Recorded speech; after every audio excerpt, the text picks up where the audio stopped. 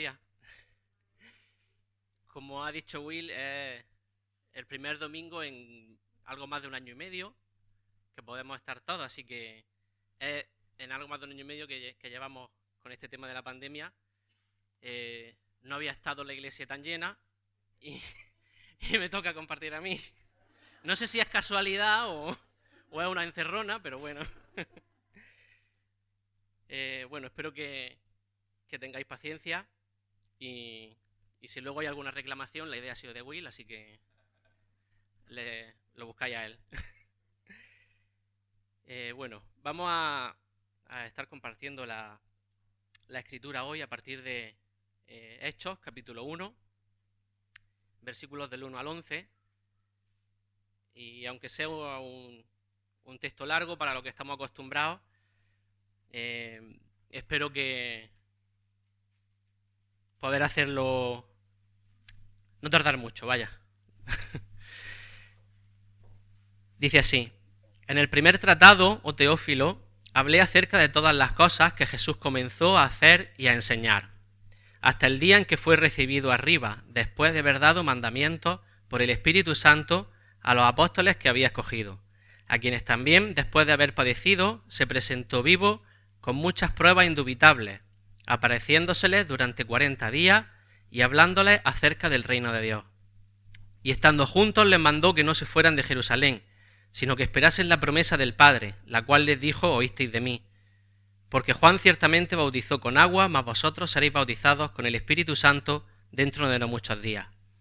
Entonces los que se habían reunido le preguntaron diciendo: Señor, ¿restaurarás el reino a Israel en este tiempo? Y les dijo: no os toca a vosotros saber los tiempos o las sazones que el Padre puso en su sola potestad.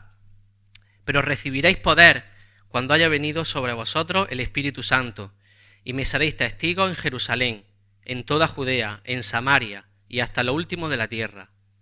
Y habiendo dicho estas cosas, viéndolo ellos, fue alzado, y le recibió una nube que lo ocultó de sus ojos. Y estando ellos con los ojos puestos en el cielo, entre tanto que él se iba, he aquí se pusieron junto a ellos dos varones con vestiduras blancas, los cuales también le dijeron: varones Galileos, ¿por qué estáis mirando al cielo? Este mismo Jesús, que ha sido tomado de vosotros al cielo, así vendrá como le habéis visto ir al cielo. Amén. Bueno, pues antes de comenzar con la exposición del texto, probablemente, me gustaría hacer un poco de introducción a lo que es el libro de Hechos, ¿no? Para que podamos ver un poco el contexto. El libro de Hechos, aunque su autor no es mencionado, el consenso, ¿no?, en la iglesia primitiva y también algunas pistas, ¿no?, que podemos encontrar en el propio texto, nos lleva a concluir que Lucas es el autor de Hechos, tanto del Evangelio que lleva el nombre de Lucas como del libro de Hechos. Y de hecho podemos decir que Hechos es una continuación del Evangelio, o incluso que es un mismo escrito, ¿no?, en dos volúmenes. En cuanto a la fecha, igualmente hay varias teorías, ¿no?, pero la más aceptada es que fue escrita alrededor del año 61 después de Cristo, durante el primer encarcelamiento de Pablo. Y vemos que Lucas se dirige a alguien llamado Teófilo. En cuanto a esto, Teófilo tampoco sabemos mucho, no es mencionado en ninguna otra parte de la Biblia, pero el hecho de que en el Evangelio, en la introducción del Evangelio, Lucas se dirige a él como excelentísimo, esto lleva a los eruditos a pensar que se trataba de quizá algún militar o algún alto cargo romano que o bien estaba siendo evangelizado por Lucas o incluso ya había creído el Evangelio y estaba siendo de algún modo discipulado.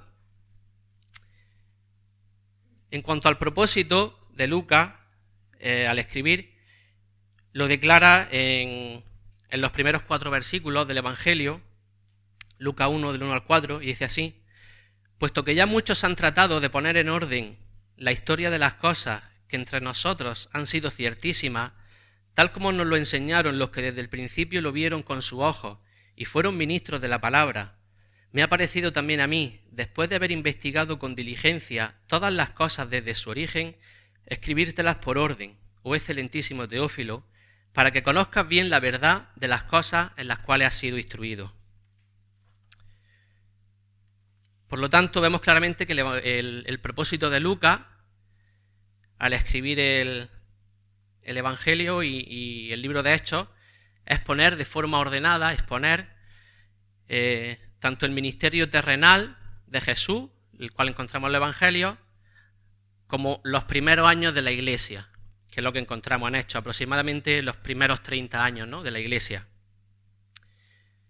En la mayor parte de los acontecimientos, Lucas no estaba presente, pero sí nos declara haber investigado con diligencia todas las cosas desde su origen. Es decir, él, aunque no estaba presente, no habla a la ligera, ¿no? Él investigó diligentemente, seguramente pudo entrevistar a algunos apóstoles y se informó bastante bien antes de escribir. Posiblemente Lucas también escribe a Teófilo para aclararle el verdadero evangelio ante las falsas doctrinas que estaban surgiendo, que estaban comenzando a surgir, y los falsos profetas que se estaban levantando. Vio la necesidad, ¿no?, de aclarar a esta persona el verdadero evangelio. En cuanto a la idea central que podemos ver en Lucas, en la antigüedad, un libro de Hechos era aquel que narraba, sin llegar a ser una biografía exhaustiva, ¿no?, pero narraba los hechos más destacados de la vida de alguien importante, algún rey, algún héroe militar. Y originalmente Lucas no puso título a sus escritos, o al menos no hay registro de ello, pero sí encontramos que en los manuscritos griegos están titulados como praxeis, lo cual se traduce como hechos, a secas. Y muchos añaden de los apóstoles, que es como comúnmente lo conocemos hoy. Quizás pues haciendo referencia a los protagonistas humanos, ¿no?, del libro, los cuales podríamos decir que son Pedro y Pablo. Sin embargo, muchos eruditos coinciden en que este título no hace justicia al contenido del libro y que un título más apropiado sería Hechos del Espíritu Santo por medio de los apóstoles. Y es que es el Espíritu Santo el verdadero protagonista del libro de Hechos. Es mencionado aproximadamente 41 veces, según la versión, ¿no?, aproximadamente 41 veces en 28 capítulos, es decir, aproximadamente una vez y media por capítulo. Lucas escribió en parte para evangelizar al mundo romano. También deja claro a los judíos que el evangelio no era exclusivamente para ellos, sino para todos los pueblos, y que tampoco los gentiles debían volverse judíos a fin de llegar a ser cristianos. Pero la idea principal de Lucas es mostrar la difusión del cristianismo y el crecimiento de la Iglesia por medio del poder del Espíritu Santo. En una lectura más exhaustiva, no superficial de Hechos, podremos ver al Espíritu Santo como motor de la Iglesia. Bueno, pues habiendo visto esta introducción, vamos a pasar a lo que es propiamente el texto.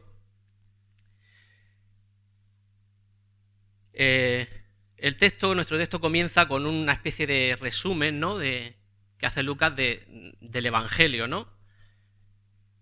Después en este segundo tomo, de alguna forma recuerda un poco a Teófilo pues lo que le había escrito en el Evangelio.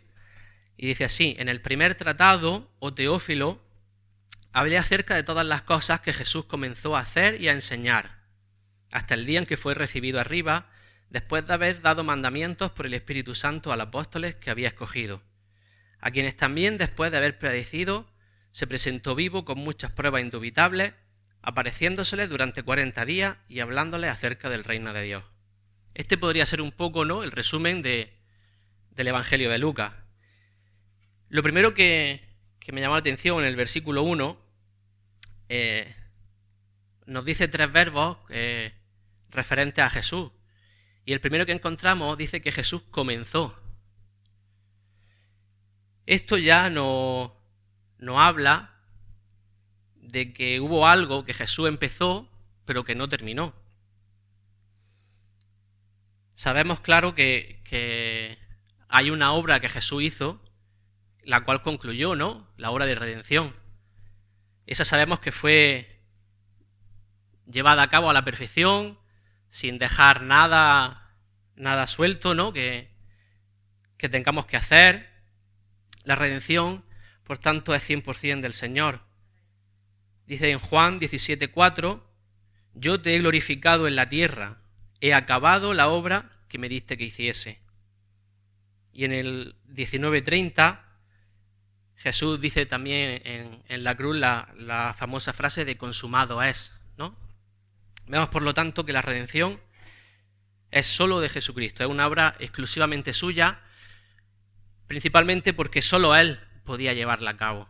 Él es el único Dios hombre, 100% Dios, 100% hombre, y como hombre, el único que fue, es y será perfecto delante de Dios, sin pecado, sin mancha, y por lo tanto solo Él podía entregar su vida en sacrificio de expiación por su pueblo. Porque si la salvación dependiera en lo más mínimo de nosotros, sabemos que nadie podría ser salvo, ¿verdad? Continúa diciendo las cosas que comenzó a hacer, ¿no? Dice que comenzó a hacer y a enseñar. Durante su ministerio público, Jesús, aparte de la obra de redención que hemos mencionado, Él hizo y enseñó, ¿no? Inmediatamente después del bautismo, de su bautismo, Jesús vemos como fue llevado al desierto, ¿no? Donde fue tentado por el diablo. Y justo después de volver, en los evangelios lo que encontramos es que Jesús comenzó a predicar. Leemos en Lucas 4:14 y dice, Jesús volvió en el poder del Espíritu a Galilea, y se difundió su fama por toda la tierra de alrededor, y enseñaba en las sinagogas de ellos, y era glorificado por todos. Un poco más adelante, en el versículo 18 y 19, encontramos el pasaje en el que Jesús coge el rollo de Isaías, ¿no? Y lee, Espíritu del Señor está sobre mí, por cuanto me ha ungido para dar buenas nuevas a los pobres. Me ha enviado a sanar a los quebrantados de corazón, a pregonar libertad a los cautivos, vista a los ciegos, a poner en libertad a los oprimidos, a predicar el año agradable del Señor. Al leer estos versículos, Jesús está declarando a qué había venido a la tierra. Por un lado, apunta a la redención, ¿no?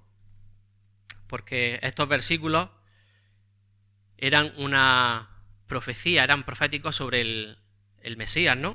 O sea que por un lado, al decir que esto se cumplía en él, estaba apuntando a su mesiasgo, pero por otro lado también nos habla de su ministerio de proclamación del reino de Dios. Dice que ha venido a predicar el año agradable del Señor, a pregonar libertad. Y esta es la obra que Jesús no terminó. Por ejemplo, todos conocimos, nos visitó hace poco nuestro hermano Federico Ursel, ¿no? Y él lo conocemos porque fue el fundador de esta congregación, ¿no? O de esta iglesia local. Por lo tanto, podemos decir que Federico comenzó una obra, pero esa obra no ha terminado. Federico se fue y después vinieron otros que continuaron con esa obra y después otros y así hasta el día de hoy.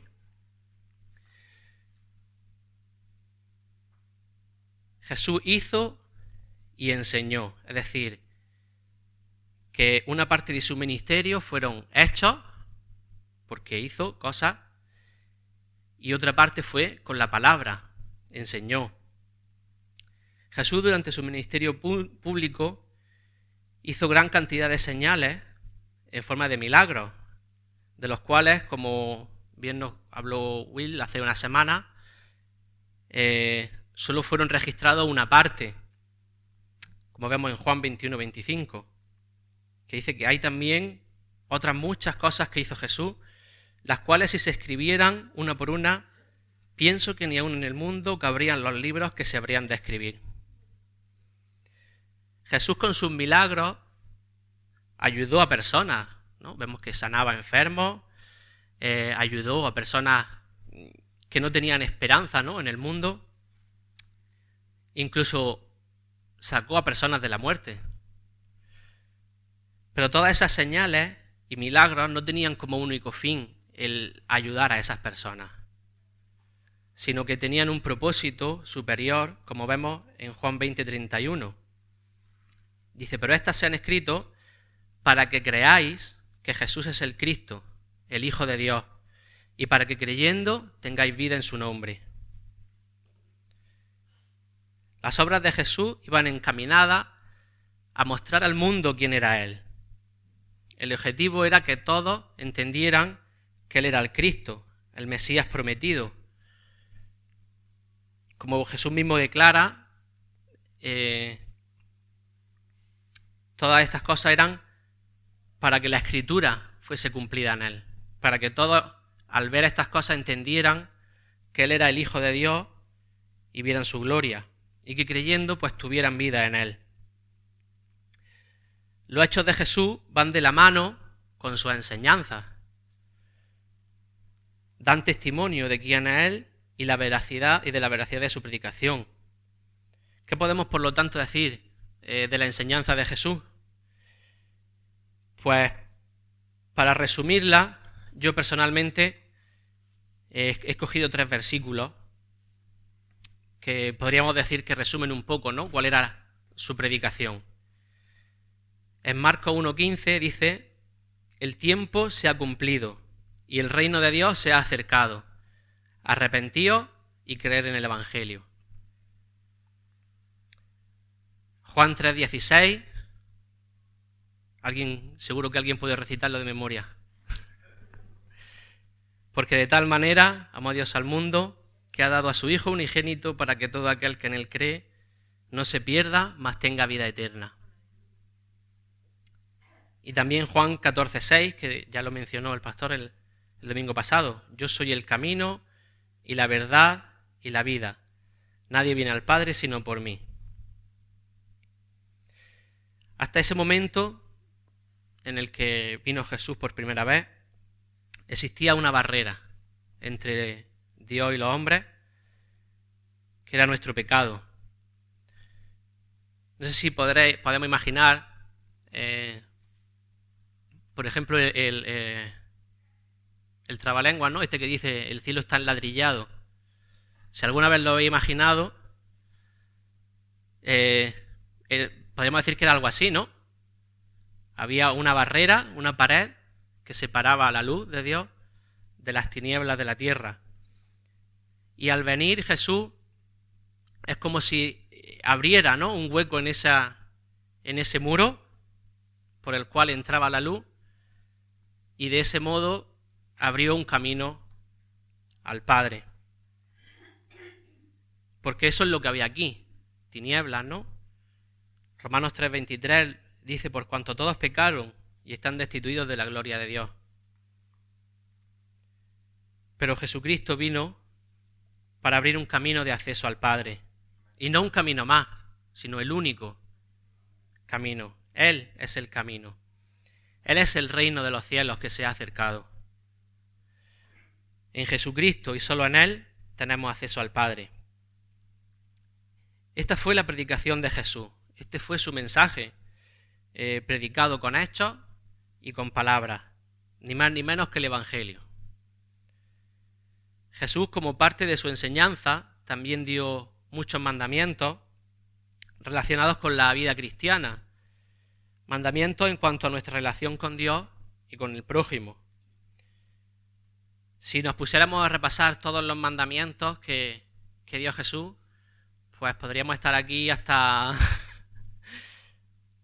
hasta la uva, ¿no? Como se suele decir. Pero Jesús mismo lo resumió en dos. Los que encontramos en Mateo 22, del 37 al 40. Que dice: amarás al Señor tu Dios con todo tu corazón y con toda tu alma y con toda tu mente. Este es el primero y grande mandamiento. Y el segundo es semejante: amarás a tu prójimo como a ti mismo. De estos dos mandamientos depende toda la ley y los profetas. Pero hoy me gustaría que nos centrásemos, lo haremos un poco más adelante, en un mandamiento en concreto, que es el último que dio Jesús antes de volver al Padre, antes de irse, el cual encontramos, lo encontramos en los evangelios, pero específicamente, por ejemplo, en Marcos 16:15, les dijo: id por todo el mundo y predicad el evangelio a toda criatura. Este es el último mandamiento que dio Jesús antes de irse, y es lo que conocemos como la Gran Comisión.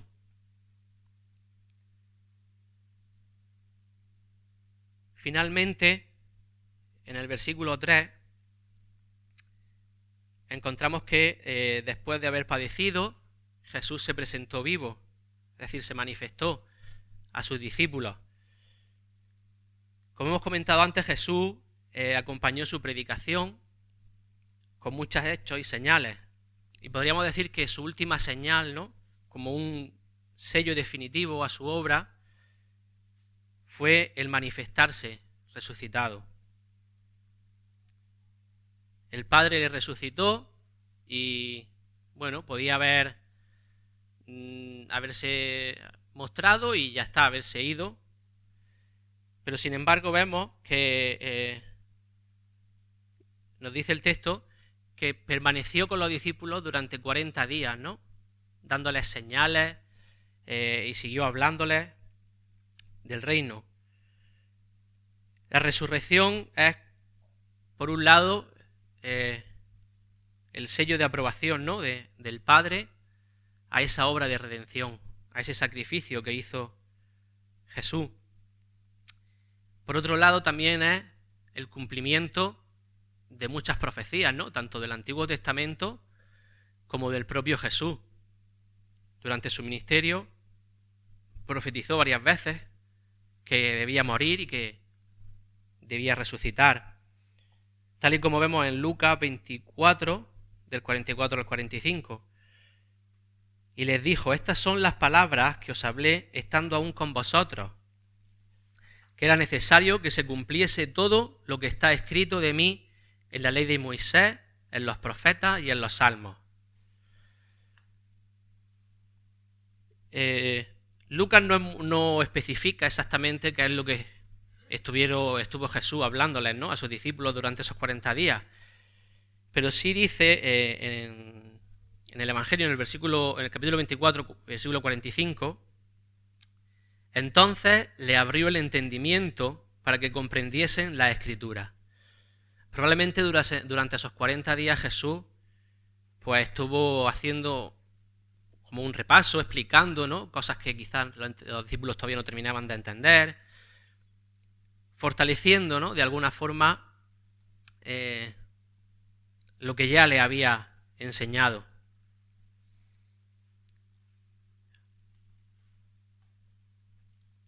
Y una vez que Jesús, podríamos decir que este fue, ¿no?, el ministerio de Jesús en la tierra,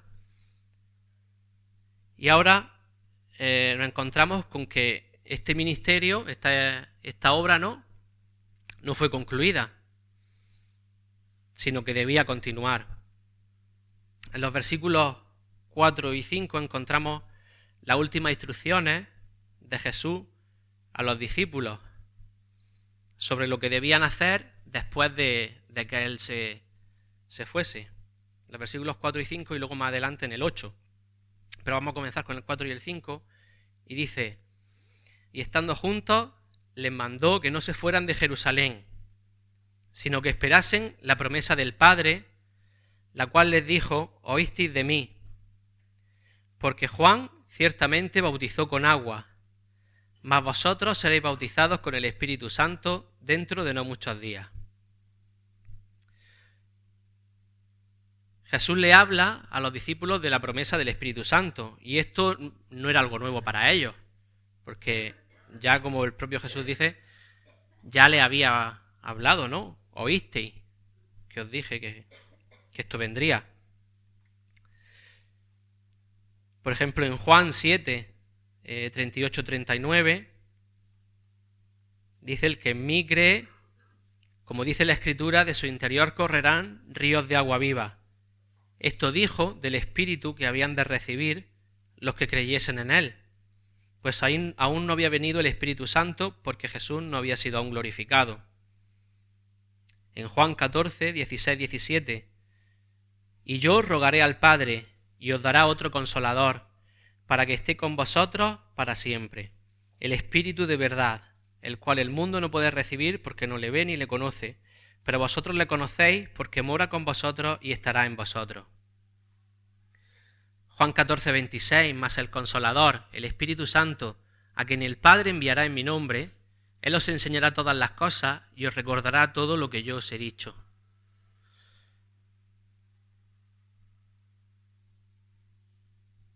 Juan 16, 7, pero yo os digo la verdad, os conviene que yo me vaya, porque si no me fuera, el Consolador no vendría a vosotros, mas si me fuere, os lo enviaré. La orden de Jesús en el versículo 4 es muy clara. Les dice que deben esperar a recibir el Espíritu Santo. Pero ¿por qué esperar, no? ¿Por qué debían esperar al Espíritu Santo? ¿Por qué no podían comenzar ya a predicar? Tenían el mensaje, los discípulos tenían el mensaje, tenían las instrucciones, tenían el método, ¿no? Porque tenían el ejemplo, habían estado con Jesús, tenían el ejemplo en él de cómo hacerlo, tenían la confirmación de Dios en la resurrección de Jesucristo, incluso tenían ese ánimo, ¿no? Esa adrenalina, por así decirlo, de haber visto a Jesús resucitado, ¿no? Me imagino que eso sería para ellos como un chute de adrenalina, ¿no? Como se suele decir. En cambio, Jesús les dice que esperen al Espíritu Santo. En ese momento, los discípulos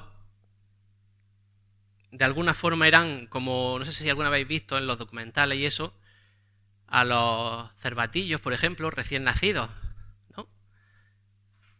Nacen y sí, tienen 4 patas, ¿no? Los discípulos tenían el mensaje, tenían el método, tenían la confirmación de Dios y tenían las ganas. Pero a pesar de esos pequeños animales, ¿no? A pesar de tener las 4 patas, al principio como que van un poco tambaleándose, ¿no? Que se caen, son torpes. Y eso es lo que les pasaba también a los discípulos, ¿no? Al igual que a esos ciervos les faltaba aún la fuerza, ¿no? Y la habilidad, pues a los discípulos también les faltaba esa fuerza, por así decirlo. Vamos a pasar ahora al versículo 8, luego volveremos al 6 y al 7. Y dice: pero recibiréis poder cuando haya venido sobre vosotros el Espíritu Santo. Desde cierto punto de vista, como hemos dicho, podríamos pensar que los apóstoles, los discípulos, estaban preparados, ¿no? Para comenzar esa misión, ¿no? De continuar con la predicación de Jesús. Pero si analizamos detenidamente, nos damos cuenta de que realmente no lo estaban. Su fe era débil, como lo evidencian las frecuentes reprimendas que le hacía el Señor. Por ejemplo, en Mateo 8:26, en Mateo 14:31, Mateo 16, de 5 a 10, en todas estas ocasiones Jesús les tiene que llamar la atención y reprender. Hombres de poca fe, les dice.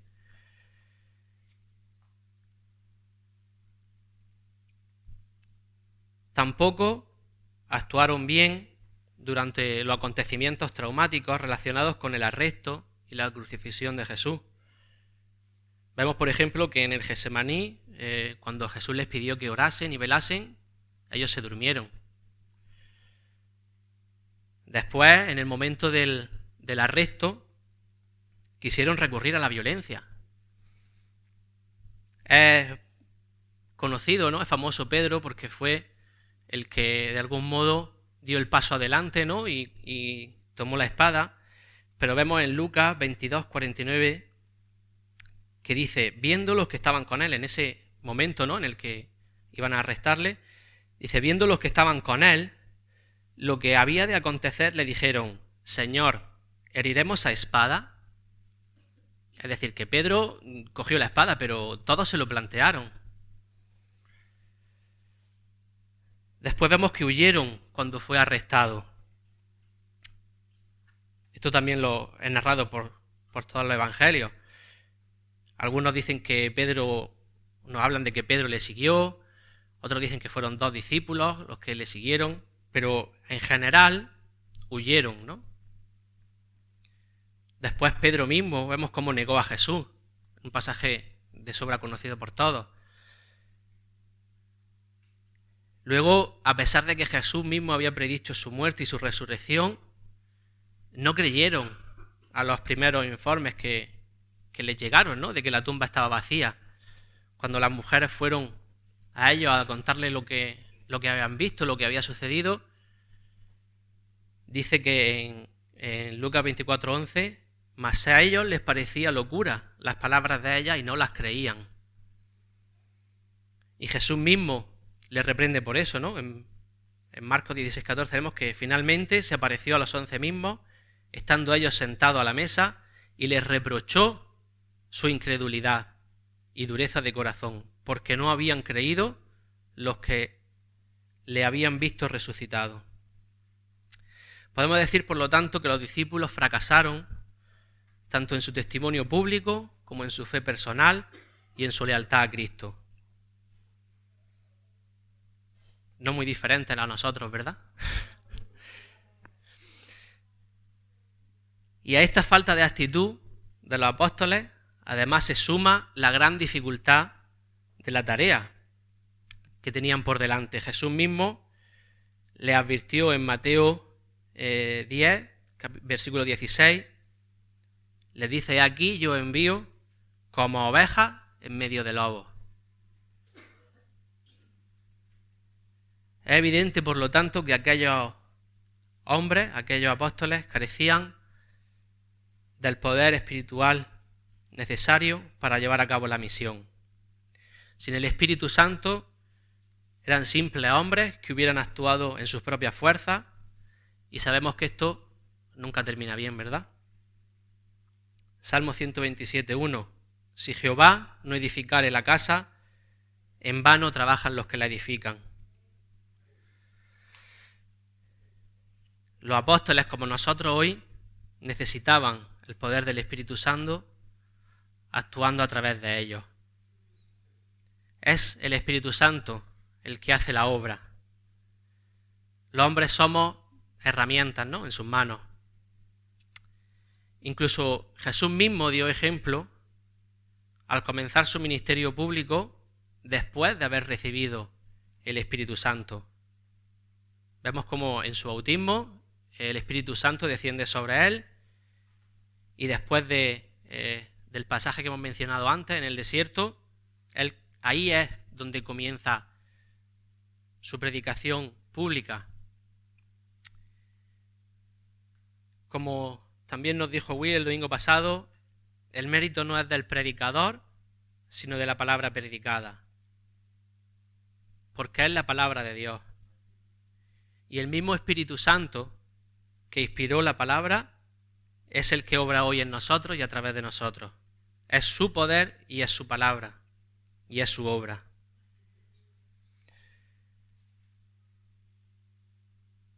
Por ejemplo, me venía a la mente, no está ahora con nosotros Gustavo, pero Gustavo trabaja en una empresa, ¿no?, montando muebles. ¿no? Pongamos que, no sé, se llama Muebles Chulos. Gustavo trabaja en Muebles Chulos, ¿no? Para no hacer publicidad gratis. Y digamos que a Gustavo le mandan a montar una cocina, ¿no? Va a una casa, monta una cocina y pues la señora de la casa está muy contenta, ¿no? Con su cocina nueva. E invita a su amiga para enseñarle su cocina, ¿no? ¿Esta mujer qué va a decir? Cuando le pregunten, ¿y esta cocina de dónde es? ¿De dónde? Ella no va a decir que la cocina es de Gustavo. Ella va a decir que la cocina es de la empresa, ¿no? De Muebles Chulos. Gustavo es un instrumento, ¿no? Una herramienta, por así decirlo. Como mucho dirá, pues sí, bueno, vino un trabajador muy majo, pero el mérito, por así decirlo, es de la empresa, ¿no? Pues aquí es lo mismo. Nosotros somos obreros, pero el mérito es del Señor. Jesús, por lo tanto, le está diciendo que, en otras palabras, que ellos no pueden. Ellos no pueden solos. Necesitan al Espíritu Santo. Otra cosa que debemos resaltar es que este bautismo del Espíritu Santo no era exclusivo para los apóstoles.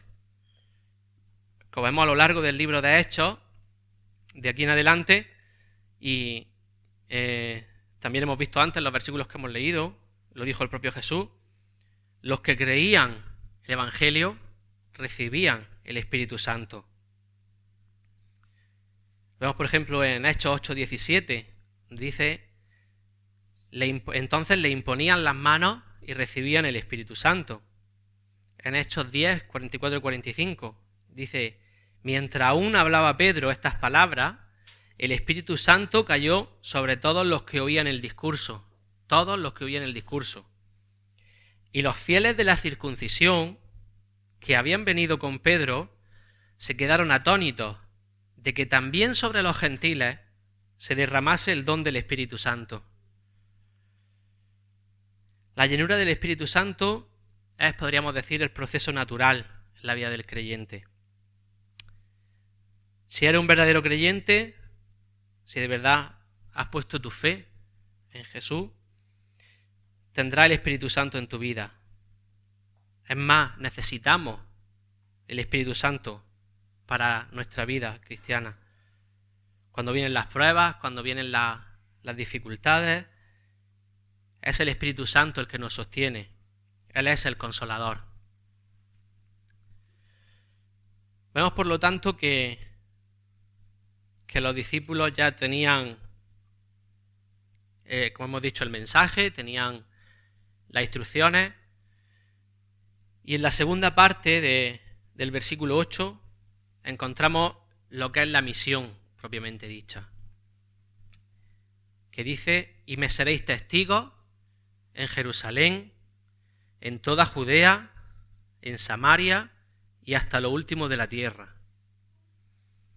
Una vez los apóstoles estuvieran llenos del Espíritu Santo, podían comenzar con esa misión, ¿no?, de continuar con el ministerio evangelístico de Jesucristo.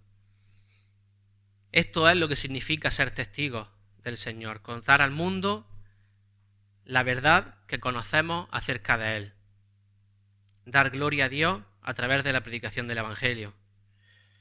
Según el diccionario, un testigo es la persona que da prueba, justificación y comprobación de la certeza o verdad de algo cuya existencia no estaba establecida u ofrecía dudas. Normalmente cuando hablamos de testigos, todo se nos viene a la mente, ¿no?, un juicio, ¿no? Cuando hay un delito, por ejemplo, vamos a imaginar a alguien que roba en una tienda, ¿no? Y lo cogen, la policía lo detiene y hay un juicio. Pues, por ejemplo, un testigo sería un vecino, ¿no? Que quizás un vecino que pasaba por allí o que desde su ventana ha visto todo lo que ha pasado, ¿no? Y puede declarar, pues vino en un coche de tal manera, este coche vi a este hombre porque, bueno, era un ladrón un poco torpe, ¿no? Que no se tapó la cara. Eso sería un testigo, ¿no? Alguien que declara la verdad de los hechos que han sucedido. Y esa era la misión de los apóstoles, ¿no? De los discípulos y, por tanto, por extensión, la misión de la Iglesia, ¿no?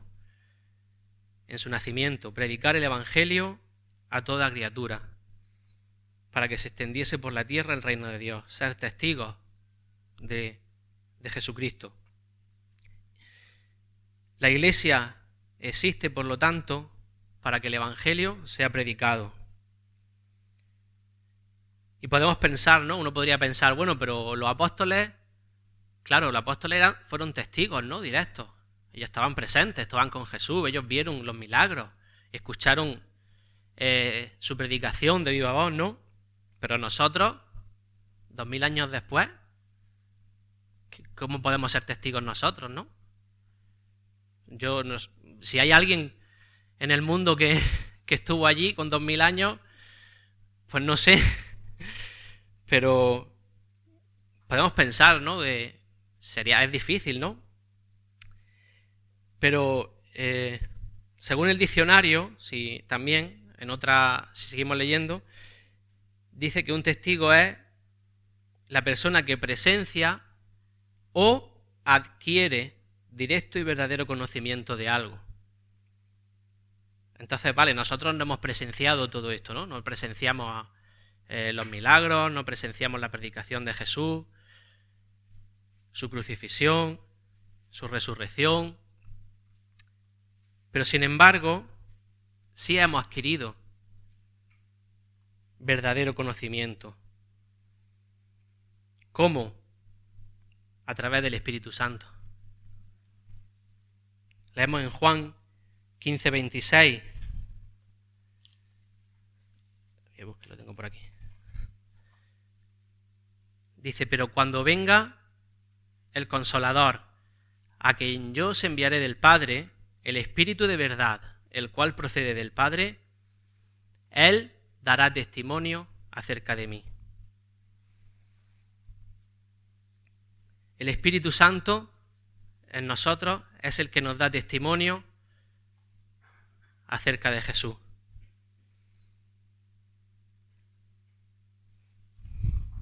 Es Él el que abre nuestros ojos, el que abre nuestro corazón para poder recibir el Evangelio.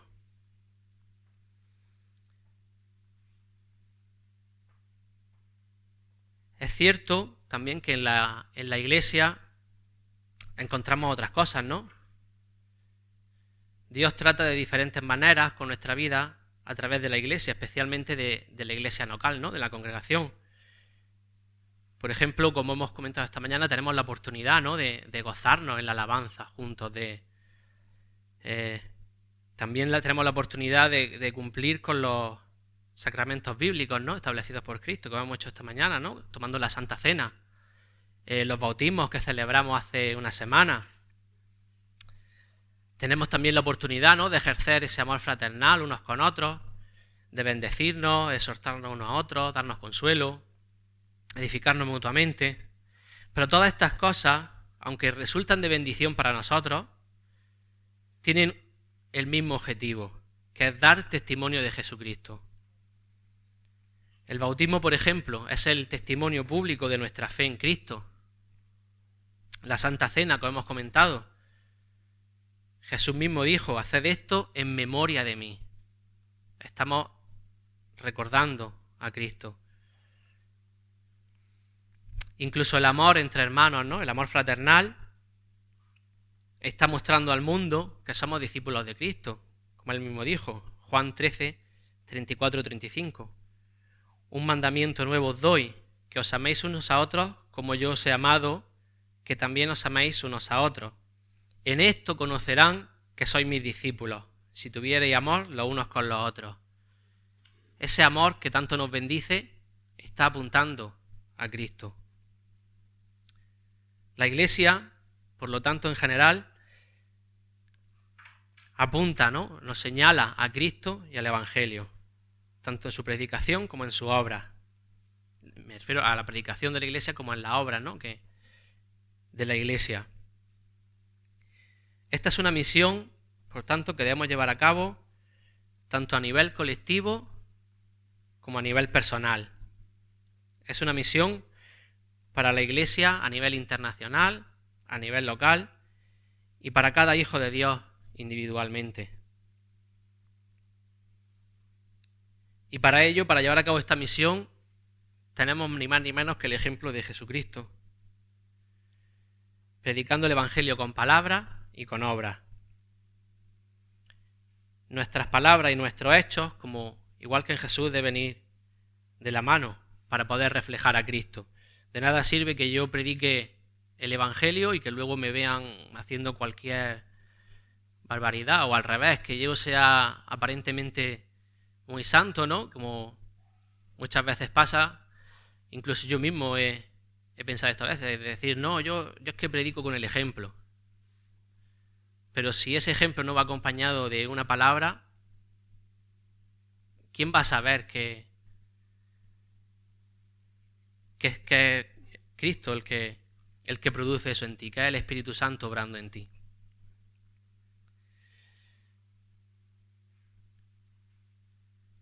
Como hemos dicho muchas veces, ¿no?, las obras no son para salvación. Hemos dicho antes que la salvación es del Señor, Jesús la consiguió en la cruz para nosotros, y nuestras obras no van a aportar nada a la obra de Cristo. Pero sí que esa regeneración, ¿no?, ese nuevo nacimiento nos lleva a hacer esta obra para la gloria de Dios, no para la nuestra. En cuanto al final del versículo 8, donde nos dice en Jerusalén, en Judea, en Samaria y hasta lo último de la tierra, yo creo que seguramente todos habremos escuchado, ¿no?, la interpretación que se hace, ¿no?, diciendo que, bueno, pues que Jerusalén representa nuestro círculo más cercano, ¿no?, que sería nuestra familia o quizás nuestros amigos, ¿no?, los que tenemos más cerca. Judea representaría otro círculo un poco más abierto, ¿no?, pues quizás vecinos, familia más lejana, compañeros de trabajo. Samaria sería aún algo más abierto, algo así, pues podríamos decir nuestra ciudad, ¿no?, donde nos movemos. Y finalmente el fin del mundo, pues ya serían las misiones, ¿no?, el ir a otros países. Y personalmente, bueno, no tengo nada en contra de esta interpretación, ¿no?, porque al fin y al cabo pues cumple, ¿no?, con el mandato de Jesús, con el mandato de Cristo de predicar el Evangelio a toda criatura. Pero personalmente creo que esta fue la forma de Jesús de decirle a los discípulos que el Evangelio no era solo para Israel, no era solo para los judíos. Fue la forma de decirle, esto no debe quedarse aquí, esto es para todo el mundo, ¿no? Y si estudiamos el libro de Hechos, vemos que este fue el itinerario, ¿no?, por así decirlo, que siguieron los primeros discípulos. Y yo creo que por algo natural, ¿no? En aquellos tiempos la forma de viajar era o caminando o como mucho a caballo o en algún carro, ¿no? Los viajes, por lo tanto, llevaban días, ¿no? Iban parando en ciudades, y esta fue la forma en la que se extendió al principio el Evangelio. Iban de una ciudad a otra y donde paraban, pues, predicaban. Otra pregunta que podría surgirnos al estudiar este texto es que podríamos decir, bueno, vale, la misión de la Iglesia es predicar el Evangelio. ¿Y hasta cuándo? ¿No? ¿Tenemos que la Iglesia estará eternamente predicando el Evangelio y ya está? Bueno, la respuesta es no. Porque en este mundo, ¿no?, de tinieblas no es eterno. Vemos los versículos, a partir del versículo 9 hasta el 11, que dice que habiendo dicho estas cosas, viéndolo a ellos fue alzado y le recibió una nube que lo ocultó de sus ojos.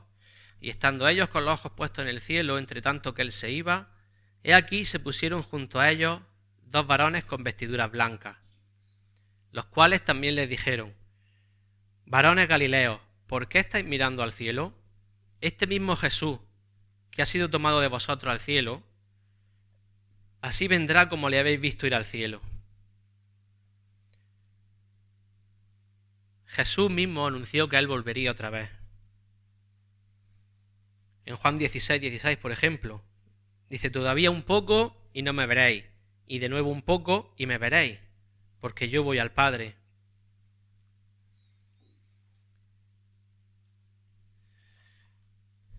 Los discípulos sabían, por las profecías de Jesús, pero también por las profecías del Antiguo Testamento, que si bien ahora el reino de Dios se había acercado, ¿no?, en Jesús, llegaría un día en el que el reino de Dios sería establecido en la tierra, llenándolo todo. Es decir, ya no sería simplemente un camino al Padre, sino que el Padre estaría, ¿no?, llenándolo todo. Y por eso nos sorprende la pregunta que le hacen en el versículo 6, que dice: entonces los que se habían reunido le preguntaron diciendo: Señor, ¿restaurarás el reino a Israel en este tiempo? Es decir, ellos tenían en mente, ¿no? Ellos sabían que un día volvería Jesús para gobernar y establecería el reino definitivamente en la tierra. Los discípulos creían esto, ¿no? Creían en el reino de Dios en la tierra, pero seguramente no terminaban de entender, ¿no?, que este reino iba más allá de Israel como nación, ¿no? Por eso preguntan que si restauraría el reino a Israel. Ellos seguramente de algún modo seguían pensando que Israel, ¿no?, como nación, era el camino de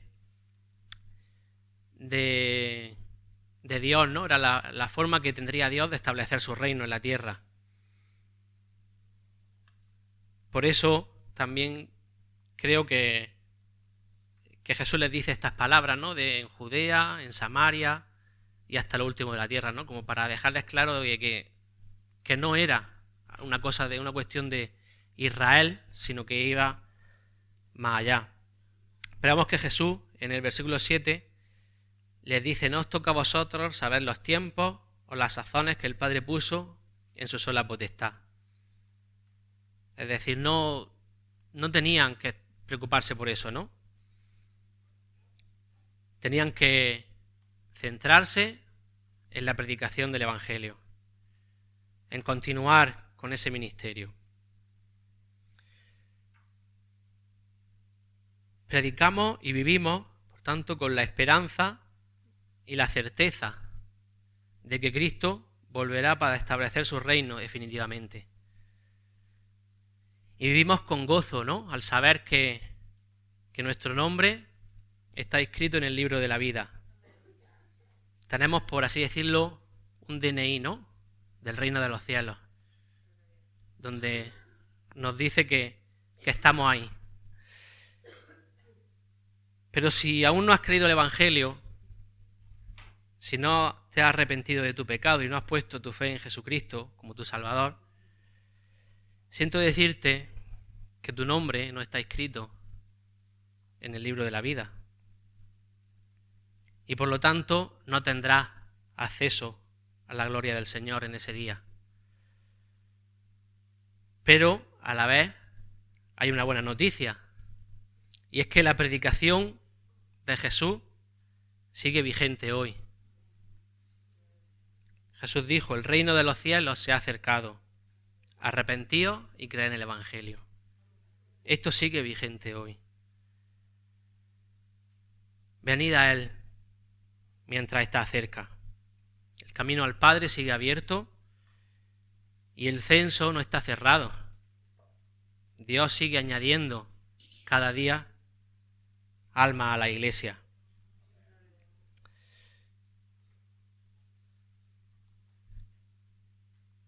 Finalmente, como conclusión, y aplicación.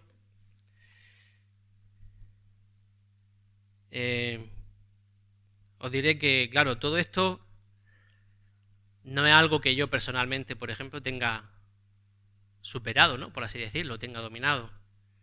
Es algo que Dios está tratando en mi vida y por eso os lo comparto. Es decir, que no os sintáis desanimados, ¿no? Si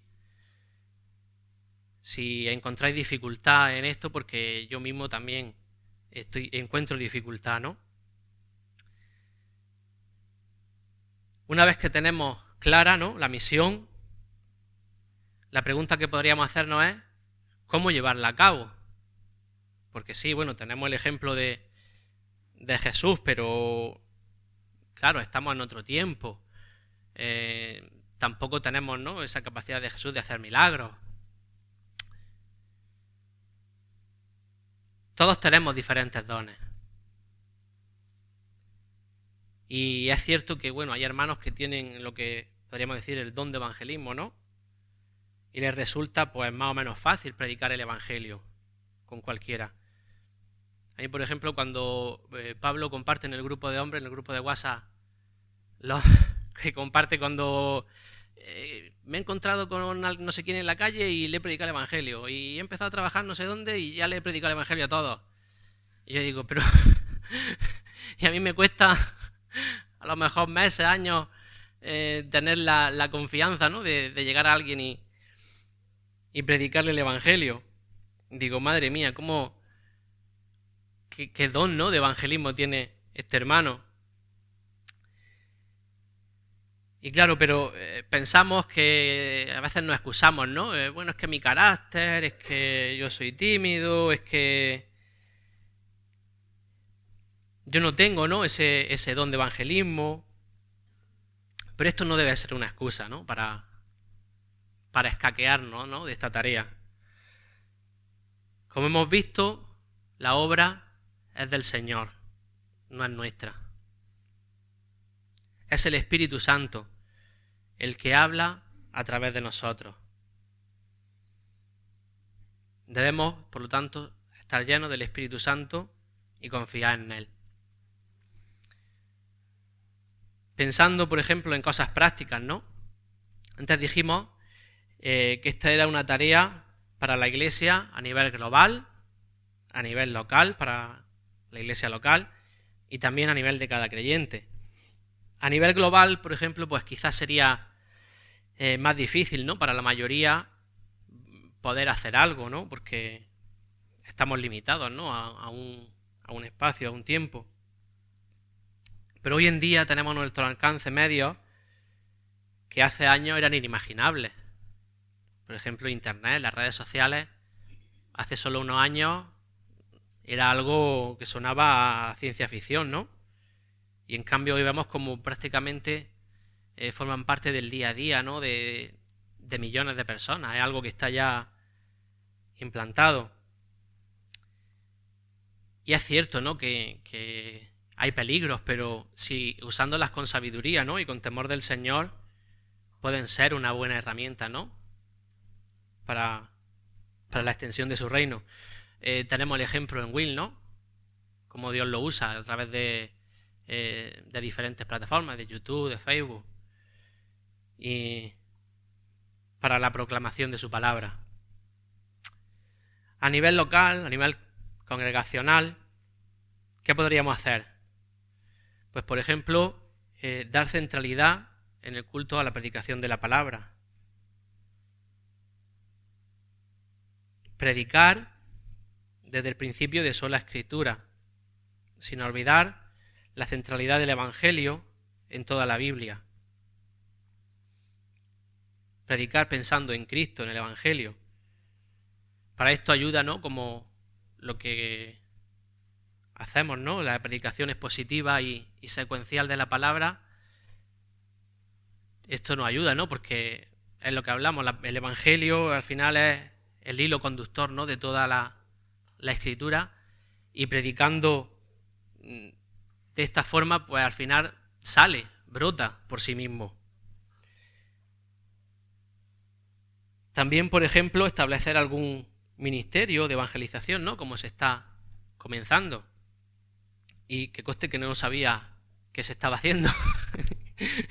Lo he escuchado esta mañana por primera vez, así que... También, ¿no? Podemos apoyar otras iniciativas, ¿no? Que aunque no sean de nuestra propia congregación, ¿no? Pero quizás otras iniciativas a nivel misionero se pueden apoyar. Económicamente, en oración también. También quizás realizar algún tipo de labor social, ¿no? Que nos acerque, ¿no? A las personas y que nos dé pie a predicar el Evangelio. Normalmente cuando pensamos en acciones así sociales, ¿no? De ayuda, siempre pensamos en lo típico, ¿no? Pues repartir alimentos a los necesitados, pero no sé, quizás hacer un grupo y salir a limpiar la calle, por ejemplo. No sé, y si cuando alguien te pregunte, pues mira, da pie, ¿no? A poder tener una conversación y predicar el Evangelio. También, por ejemplo, cuidar el testimonio de la iglesia entre los vecinos. Se me ocurre, por ejemplo, pues el tema del ruido, ¿no? Como hay veces que hay problemas, ¿no? Con el ruido, pues no sé, procuramos hacer los cultos ahora en los que no moleste el ruido, ¿no? Por ejemplo. También lo que hemos repetido muchas veces, y también ahí como miembro del grupo de Ujieres, aprovecho para recordarlo, el tema de cuando salimos, ¿no? Ocupar la acera, pues intentar dejar espacio, ¿no? Para que la gente pueda pasar y no ser estorbo, ¿no? También son pequeños detalles que hablan, ¿no? Que ayudan al testimonio de la iglesia. También, como el mismo Jesús dijo, que el amor entre nosotros sea visible al mundo para dar testimonio de él. También en la oración congregacional, ¿no? Que la extensión del reino sea un motivo de oración, sea algo que esté permanente en nuestros corazones, ¿no? Como motivo de oración. A nivel personal también. A nivel personal, si tienes el don de evangelismo, pues adelante. Vía libre. No te cortes, ¿no? Como se suele decir. Pero como hemos comentado, si no tienes ese don, ¿no? Esa facilidad para hablar, como hemos dicho, no debe ser excusa eso tampoco, ¿no? Y si no tienes ese don, pues seguro que tienes otros dones. Y podemos ser creativos, ¿no? Pues podemos pensar, quizás pensemos que nuestros dones son pequeños, que no sirven, que no aportan mucho, pero como ejemplo pregúntale a un mecánico, ¿no? O a alguien que se dedique, ¿no? a montar cosas, que esté acostumbrado a trabajar con herramientas, como a veces la herramienta más pequeña que puedas pensar que la tienes por, no sé, porque sí, que no es algo que te vaya a servir de mucho. Hay ocasiones en que esa pequeña herramienta te soluciona problemas muy grandes. Y lo mismo pasa con los dones. A veces pensamos que el don que tenemos pues es insignificante de alguna forma, pero Dios, el Espíritu Santo, lo puede usar para su gloria. Por ejemplo, si tienes don con los niños, ¿no? Pues predica el Evangelio a los niños. Ellos también lo necesitan. Son personas, son humanos, ellos también son pecadores y necesitan escuchar el Evangelio y creer. Si tu don, por ejemplo, es tu voz, ¿no? Cantar. Pues no sé, por ejemplo, se me ocurre que puedes cantar en la calle, ¿no?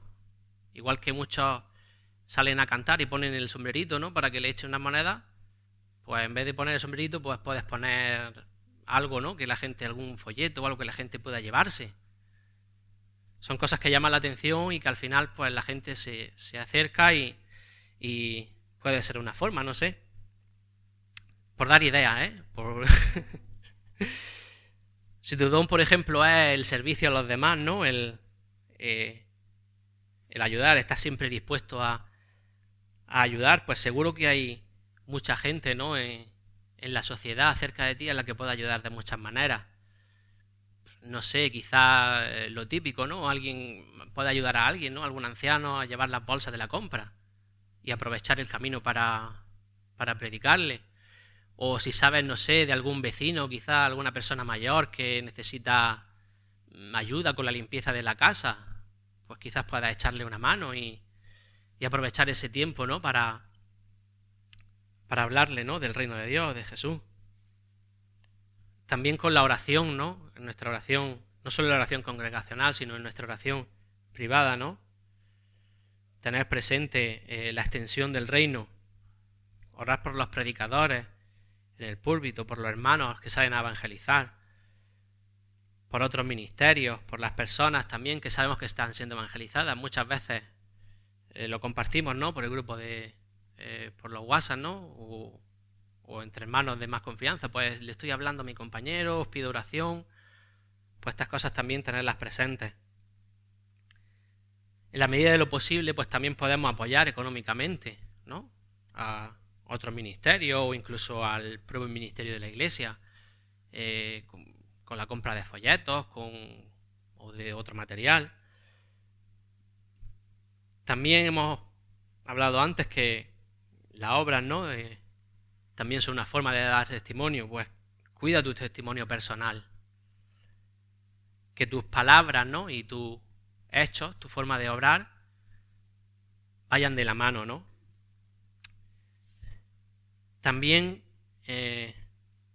estudia la Escritura, instrúyete en la palabra, también para luego poder compartirla. Y tengamos siempre presente la misión que tenemos, pero sin olvidar nunca que la obra es del Señor. La obra no es nuestra, sino de Dios, del Padre, del Hijo y del Espíritu Santo. Y finalmente, si aún no has creído el Evangelio, si aún no has puesto tu fe en Cristo, recuerda que Cristo encomendó esta misión a la Iglesia pensando en ti, en que un día este mensaje llegará hasta ti. Así que escúchalo y obedece, ¿no? Arrepiéntete y cree mientras está a tiempo. ¿Amén? Bueno, pues antes de terminar, pues podemos hacer un breve repaso, ¿no? Hemos hablado primeramente de la obra, ¿no? Que llevó a cabo Jesús mientras estuvo en la tierra. Hemos hablado de su obra de redención, pero hoy nos hemos centrado más en una parte de su obra que no terminó, ¿no? Su ministerio de predicación y de predicación del Evangelio. Hemos visto cómo ese ministerio que comenzó Jesús no lo terminó, sino que nos dejó a nosotros, a la Iglesia, esa misión, ¿no? De continuar con ese ministerio. Ministerio que llevó a cabo a través de obras y a través de palabras. También hemos visto las instrucciones, ¿no? Que dio Jesús a los discípulos, de esperar la promesa, esperar al Espíritu Santo. No podemos llevar a cabo esa misión sin el Espíritu Santo. De hecho, es su obra, no es la nuestra. Nosotros somos herramientas en sus manos. Y esta es la misión de la Iglesia, ¿no? Desde que nació hasta el día de hoy. La extensión de su reino, la predicación del Evangelio. Y todo esto lo hacemos con la esperanza, ¿no? De que Jesús, como prometió, volverá, ¿no? La esperanza y a la vez la certeza de que Él volverá y establecerá su reino